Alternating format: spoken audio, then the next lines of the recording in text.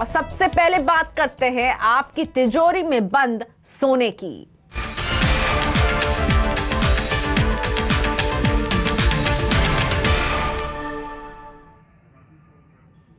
घर में पड़ा है सोना, फिर काहे का रोना। जी हां, अगर आपके घर में भी सोना पड़ा है तो इसे बैंक में जमा कराइए और इस पर इनकम टैक्स में रियायत पाइए। सीएनबीसी आवाज को मिली एक्सक्लूसिव जानकारी के मुताबिक अगर आपके पास गोल्ड है तो इनकम टैक्स वालों से डरने की जरूरत नहीं, क्योंकि सरकार चाहती है कि आपके घर में रखा सोना जो है वो ज्यादा कारगर तरीके से इस्तेमाल किया जा सके। और इसके लिए सरकार ने एक मसौदा भी तैयार कर लिया है और इसका ऐलान जल्द किया जा सकता है। इस पूरी खबर पर चर्चा के लिए मेरे साथ जुड़ेंगे सीएनबीसी आवाज के economic policy editor Laxman Roy और फाइनेंशियल प्लानर अर्नव पंड्या भी। लेकिन लक्ष्मण लेकर आए हैं ये एक्सक्लूसिव खबर। तो लक्ष्मण, पहले तो आप ही हमें जरा बारीकी से समझाइए कि घर में अगर सोना पड़ा हुआ है तो इसको किस तरह से सरकार प्लान लेकर आ रही है जिससे फायदा मिल सके।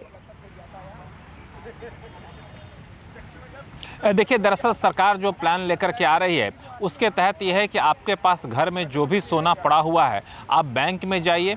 बैंक में गोल्ड डिपॉजिट स्कीम चल रही है, उस स्कीम के तहत आप सोना जमा कराइए या फिर बैंक में जाकर के गोल्ड सेविंग अकाउंट खुलवाइए। गोल्ड सेविंग अकाउंट खोलने की व्यवस्था जल्द शुरू होने जा रही है। उस सेविंग अकाउंट में आप जाकर के अपना गोल्ड जमा करा लीजिए। और इस जमा करते वक्त दो बातें महत्वपूर्ण हैं। आप वहाँ पर अनअकाउंटेड गोल्ड यानी जिस सोने के खरीद के स्रोत का पता नहीं है उसको भी जमा करा सकते हैं। वो जो नई स्कीम आने वाली है उसके तहत महत्वपूर्ण प्रावधान किया गया है। दूसरी जो महत्वपूर्ण बात वो ये है कि अभी आप गोल्ड जमा कराने जाते हैं, अगर अनअकाउंटेड गोल्ड है तो उस पर इनकम टैक्स लगता है और फिर जब गोल्ड जमा कराने के बाद जब उसे निकालने जाते हैं तो उस पर जो आपको मुनाफा होता है उस पर कैपिटल गेन्स टैक्स लगता है। तो सरकार इस अनअकाउंटेड गोल्ड पर इनकम टैक्स की दर में छूट देना चाहती है और फिर कैपिटल गेन्स टैक्स में भी रियायत देना चाहती है, ताकि टैक्स में छूट दिया जाएगा तो लोग ज़्यादा से ज़्यादा सोना लेकर के बैंक में आएंगे। तो इस नई स्कीम का मकसद यह है कि घर में जो सोना पड़ा हुआ है, मंदिरों में सोना पड़ा हुआ है, ट्रस्ट में सोना पड़ा हुआ है, उसको कैसे ज़्यादा उत्पादक बनाया जाए। और इस स्कीम का मसौदा तैयार कर लिया गया है और मुझे लगता है कि जल्द ही इसका ऐलान भी किया जा सकता है। तो सोना जमा करो और टैक्स में छूट पाओ। लेकिन लक्ष्मण जी, एक सवाल यहाँ पर यह भी उठता है कि पहले से ही आपने भी जिक्र किया गोल्ड डिपॉजिट स्कीम चल ही रही है, तो अब ये सेविंग स्कीम इसको लाने की क्या जरूरत पड़ गई? क्या रैशनल है इसके पीछे और कहाँ जल्द ऐलान हो सकता है? कितनी जल्दी ये ऐलान हम सुन सकते हैं? देखिए, इसमें पहला सवाल जो आपने पूछा कि जो मौजूदा स्कीम चल रही है उसके बावजूद इसकी ज़रूरत क्यों पड़ी, तो ये काफ़ी अहम बात है। दरअसल सरकार ने पहले स्कीम यही सोच कर लाई थी कि लोग अपने घरों से सोना लेकर के आएंगे, लेकिन उसमें दो दिक्कत थी। पहली बात कि आप जो सोना लेकर के जा रहे हैं उस पर आपको कैपिटल गेन्स टैक्स लगता। दूसरी बात कि आप अनअकाउंटेड गोल्ड यानी जो गोल्ड खरीदा, कहाँ से खरीदा, उसका स्रोत नहीं बताएंगे तो फिर आपको भारी भरकम इनकम टैक्स देना पड़ेगा। इस वजह से स्कीम बहुत ज़्यादा सफल हो नहीं पाई और काफ़ी हद तक कह सकते हैं कि फ्लॉप साबित हुई। अभी भी एक अनुमान के मुताबिक 20,000 टन सोना घरों में पड़ा हुआ है जो बिल्कुल कोई उसका इस्तेमाल बेहतर तरीके से नहीं हो रहा है। इसलिए सरकार अब टैक्स में रियायत देकर के इस स्कीम को लागू करना चाहती है नए सिरे से, और इस स्कीम को सरकार गोल्ड पॉलिसी का एक महत्वपूर्ण हिस्से के तौर पर ला रही है। और इस पर जो सूत्र बता रहे हैं उसके मुताबिक इसका कैबिनेट ड्राफ्ट नोट तैयार कर लिया गया है। संबंधित मंत्रालयों से सलाह मशविरा का दौर भी लगभग खत्म हो चुका है।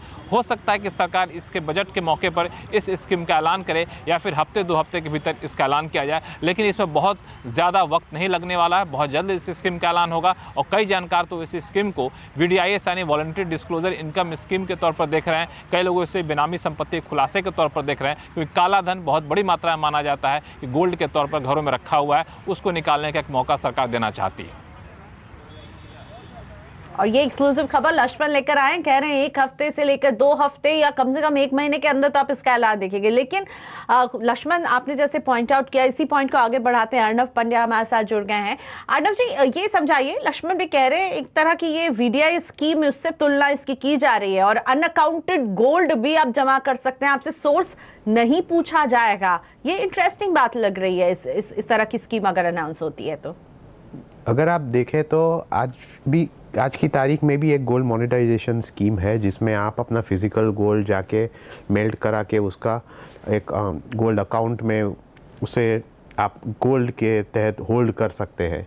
लेकिन ये एक सक्सेसफुल स्कीम नहीं है, खास इसीलिए क्योंकि जब आप ये अपना एग्जिस्टिंग गोल्ड देने जाते हैं तो अगर आपके पास प्रूफ नहीं है कि ये कहाँ से ख़रीदा, कौन से पैसे से ख़रीदा, तो ये आपके लिए इनकम टैक्स में तकलीफ़ हो सकती है। तो इसीलिए ये स्कीम को आज की तारीख में भी चल रही है लेकिन सफलता नहीं मिली है। तो ये बात देखनी बहुत ज़रूरी है कि जो नई स्कीम आई। जी माफ़ कीजिएगा, आपको यहाँ पर रोकना चाहूँगी मैं। एक सीधा रुक करेंगे। राहुल गांधी यहाँ पर बोल रहे हैं। राहुल गांधी का रुक करते हैं। क्या सवाल आया, उन्होंने जवाब नहीं दिया, बट उन्होंने कहा था कि एक पुराना कॉन्ट्रैक्ट था और उसको बदला गया, नया कॉन्ट्रैक्ट लाया गया।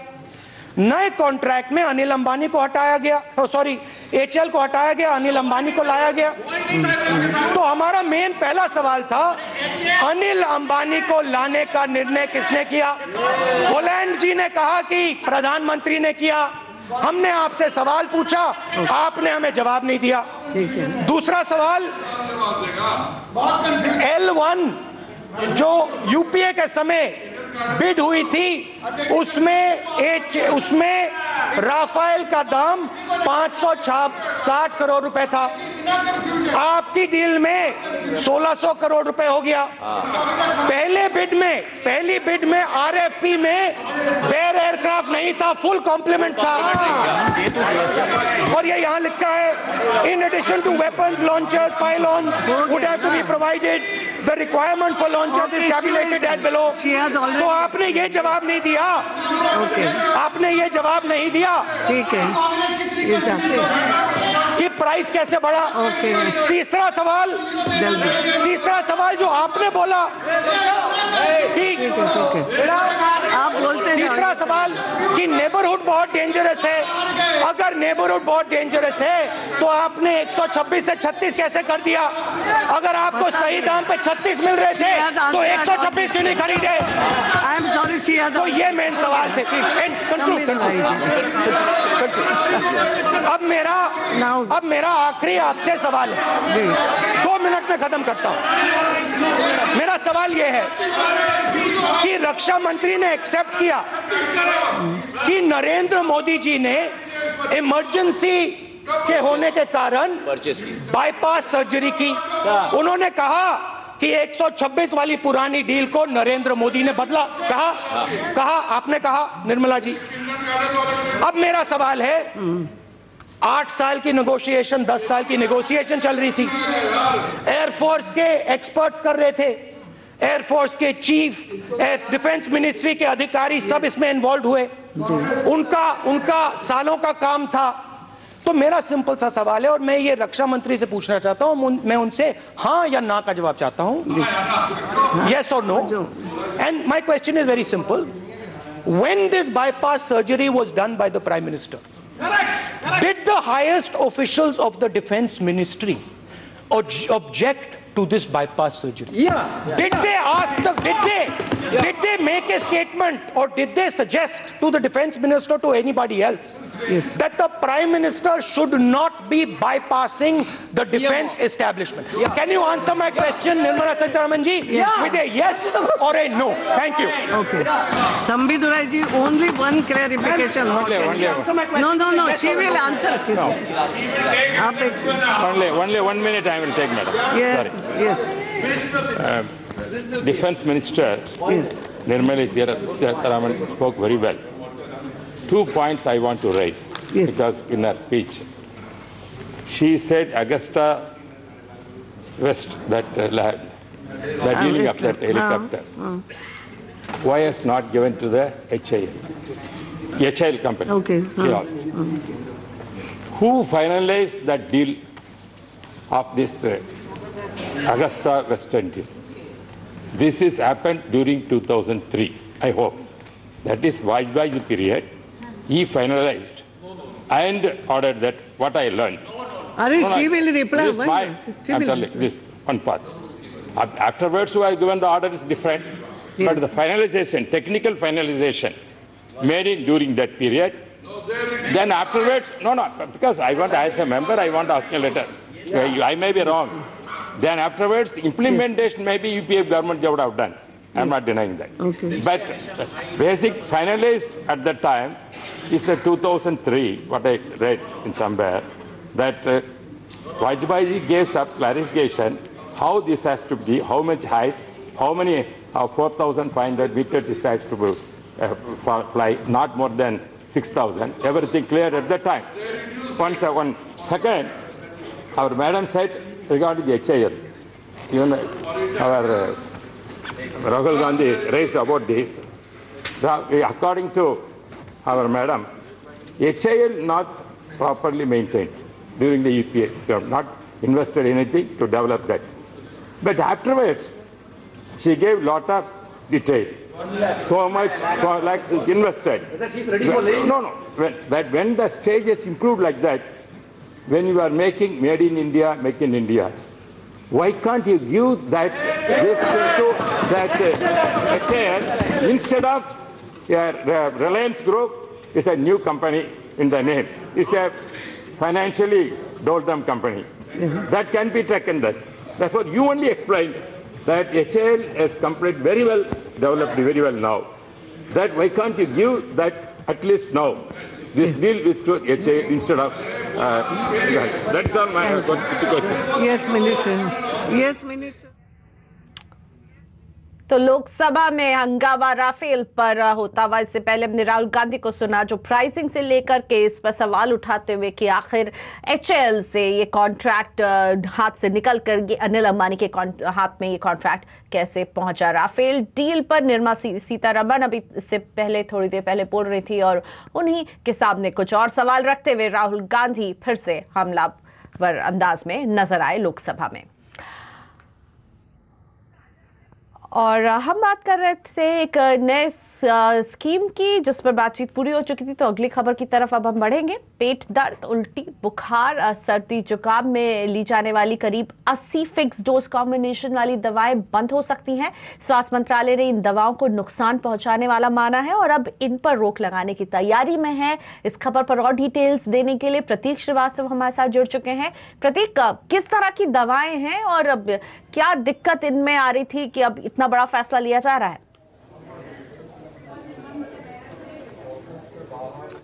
देखिए, सर्दी, जुकाम, बुखार, जोड़ों का दर्द हो या फिर ब्लड प्रेशर से जुड़ी करीब 80 फिक्स डोज कॉम्बिनेशन वाली दवाएं, यानी ऐसी दवाइयां जो एक या अधिक दवाओं के मिश्रण से तैयार होती हैं, उनको फिक्स डोज कॉम्बिनेशन वाली दवाएं कहा जाता है। और इनकी नई सूची के साथ स्वास्थ्य मंत्रालय तैयार है और करीब 80 फिक्स डोज कॉम्बिनेशन वाली दवाइयां हैं जिनको अब प्रतिबंधित किया जाएगा। और इसमें कई बड़ी नामी जो फार्मा कंपनियां हैं उनके ब्रांड शामिल हैं। इन 80 फिक्स डोज कॉम्बिनेशन से करीब 1500 ब्रांड निकलते हैं जिनकी मार्केट वैल्यू करीब 900 करोड़ रुपए की है और बड़ी कॉमनली ये दवाएं यूज की जाती हैं। आपको याद होगा कि इससे पहले स्वास्थ्य मंत्रालय ने 328 फिक्स डोज कॉम्बिनेशन की एक सूची निकाली थी जिसमें इंटास फार्मा, वॉकहार्ट की बात कीजिए, सिप्ला की बात कीजिए, ल्यूपिन की बात कीजिए, इन तमाम कंपनियों की दवाइयां जो है वो प्रतिबंधित कर दी गई थी। और अब 80 जो फिक्स डोज कॉम्बिनेशन वाली जो दवाइयां हैं वो फिर से प्रतिबंधित होने जा रही हैं और स्वास्थ्य मंत्रालय इस बाबत जो नोटिफिकेशन है वो कभी भी निकाल सकता है।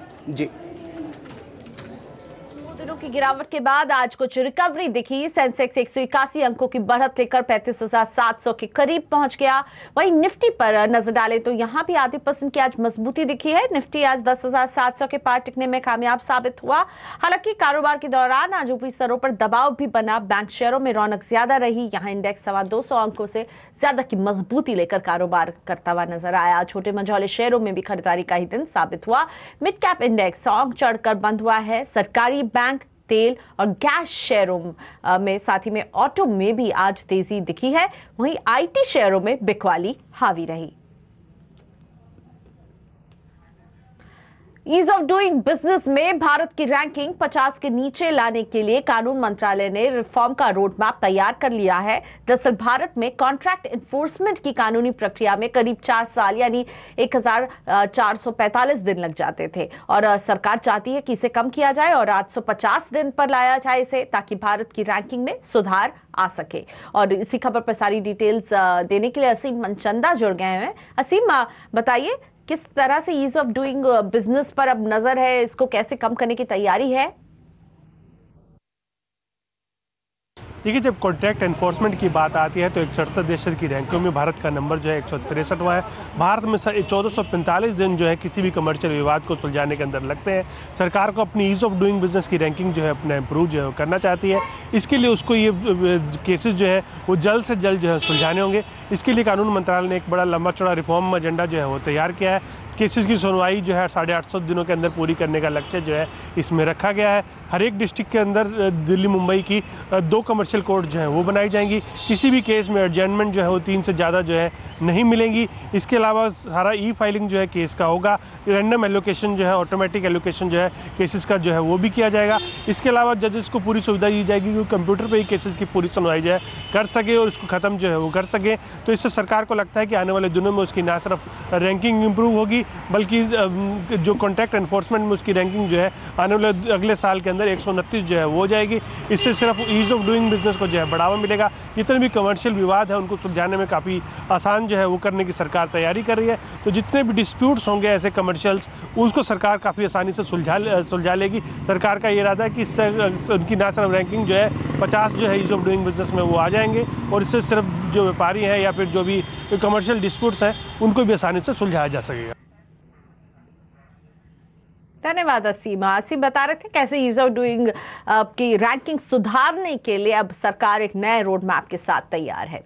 चुनावी मौसम में सरकार किसानों की तरह मजदूरों को भी लुभाने की पूरी तैयारी में है। सरकार श्रम कानून में बदलाव करने जा रही है और जिसके मुताबिक अब 100 से ज्यादा कर्मचारी वाली कंपनी बंद करने से पहले सरकार से मंजूरी लेनी होगी। इस खबर पर और डिटेल दे रहे हैं आलोक प्रियदर्शी। आलोक, सरकार श्रम कानून में किस तरह का बदलाव करने की तैयारी में है और कर्मचारियों को इससे कितना फायदा होगा? ट्रेड यूनियंस या विपक्ष का दबाव कहें या फिर चुनावी मौसम, सरकार ने श्रम सुधारों के तहत लचीला रवैया अपनाने का फैसला किया है। जानकारी के मुताबिक सरकार ने इंडस्ट्रियल रिलेशन नाम के कोड से एक विवादास्पद क्लॉज को हटाने का फैसला किया है। इस क्लॉज के मुताबिक अगर किसी भी कंपनी में 300 से कम कर्मचारी होते तो वहां पर छंटनी या फिर कंपनी को बंद करने के लिए सरकार से मंजूरी लेने की जरूरत नहीं पड़ती।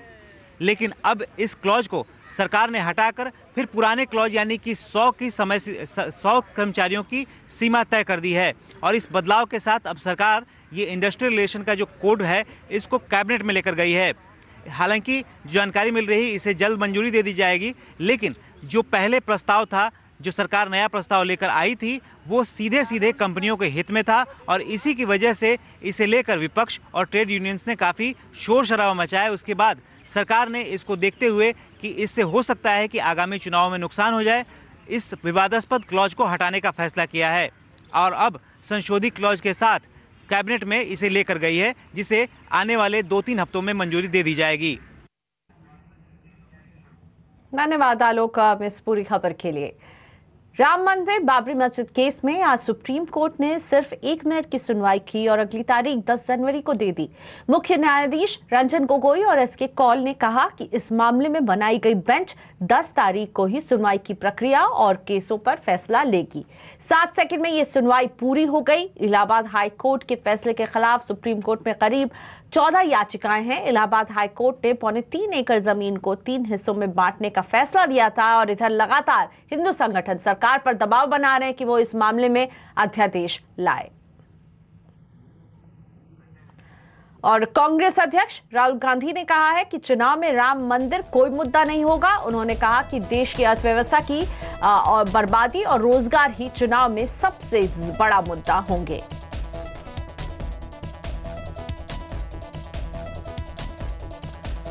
और आज आवाज अड्डा में हम आपसे पूछ रहे हैं कि क्या सुप्रीम कोर्ट को चुनाव से पहले राम मंदिर पर फैसला दे देना चाहिए? आप हमारे ट्विटर हैंडल @CNBC_आवाज पर जाकर अपनी राय दे सकते हैं।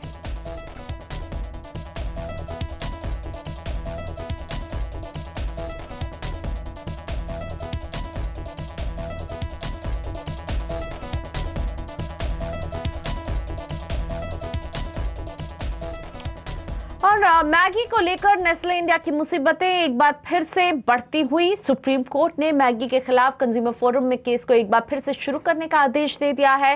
दरअसल सुप्रीम कोर्ट में नेस्ले इंडिया के वकीलों ने माना था कि मैगी में लेड है, जिसके बाद कोर्ट ने पूछा बच्चे ऐसी नूडल्स को क्यों खाए जिसमें हानिकारक लेड मिला हुआ है। हालांकि वकील ने कहा कि यह काफी कम मात्रा में है और इससे हेल्थ को कोई नुकसान नहीं होगा।